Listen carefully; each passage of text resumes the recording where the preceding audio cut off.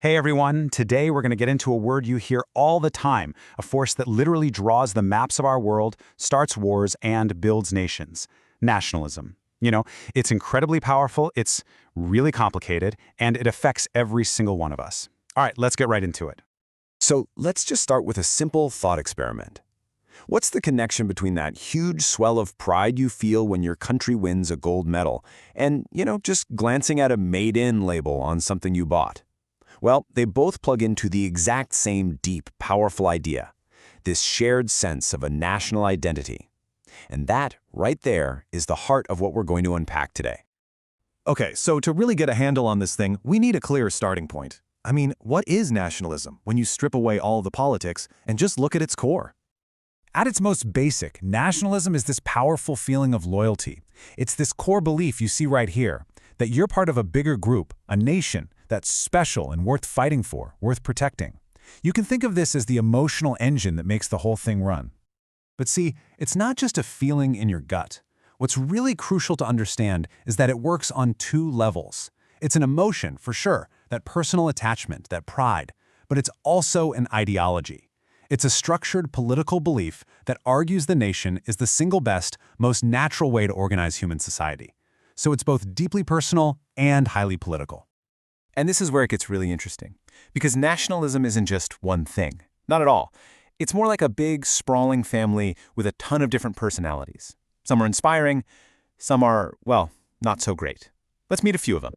Think about it this way. Civic nationalism, over on the left, is kind of like joining a family because you agree to the house rules. You believe in the Constitution, the laws, the shared values. It doesn't really matter where your parents were from, just that you're committed to the group's ideals. But then you have ethnic nationalism on the right, and that's all about being blood relatives. It's based on a shared ancestry, a common language, and a shared culture. It's a much more exclusive idea of who gets to belong. And this just perfectly shows the two extremes of what nationalism can become.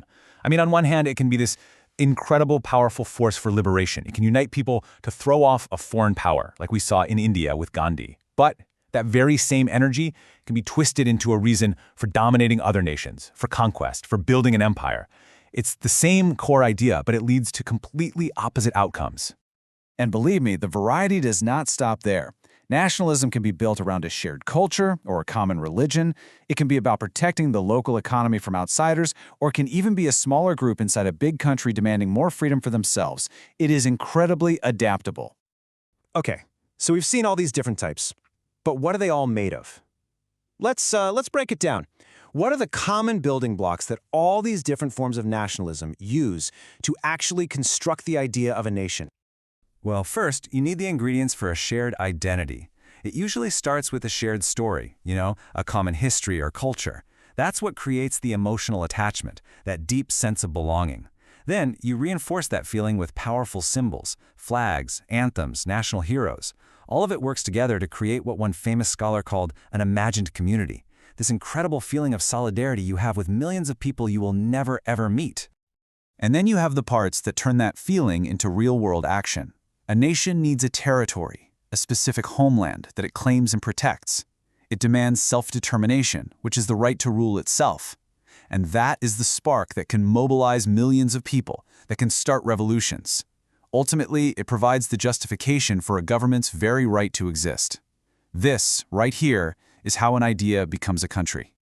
So, we know what it is, but where on earth did it come from? Now, this is a huge debate among scholars, and it really gets to the very heart of what we think a nation actually is. The whole massive debate really just boils down to this one question. Is nationalism some kind of ancient, natural human instinct, something we're just wired to do, or is it a pretty new idea, a political invention created for a specific purpose in the modern world? And here are the two main camps. The primordialists on the left, they argue that nations are totally natural, that they're just ancient extensions of family and kinship ties. But the modernists on the right, they completely disagree. They say no way. Nations are a recent invention, something constructed after the Industrial Revolution to create loyal workers and soldiers for new, modern states. So one side sees it as natural, the other sees it as man-made. But of course, there's a middle ground. It's a theory called ethnosymbolism, and it basically says that both sides have a point. The argument is that, yeah, modern nations are a recent invention. But, and this is the key part, they weren't created out of thin air. They were built using the raw materials of the past, all those old myths, shared memories, and cultural symbols that were already there. This famous quote from Benedict Anderson just captures that idea perfectly. A nation isn't something you can physically touch or measure, right? It exists because millions of people imagine it into existence. They all share this collective belief that they're part of the same team, and it's that shared belief that makes it real. So, after all of that, what's the takeaway? What do we make of nationalism? Is it a force for good? A force for evil? Well, as we've seen, the honest answer is, it can be both. It can absolutely be a force for good, no question. It can unite people to demand their freedom, to build democratic societies around shared values, and to create a sense of community that helps people work together for the common good.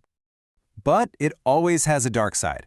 That same power that unites us can be used to exclude them. It can become a justification for aggression, for war, and for the oppression of anyone who doesn't fit into that narrow national mold. The very thing that creates unity can also create the most brutal divisions.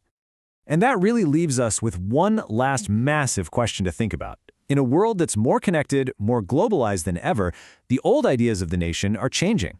So the question for all of us really is, what kind of community, what kind of nation will we choose to imagine next?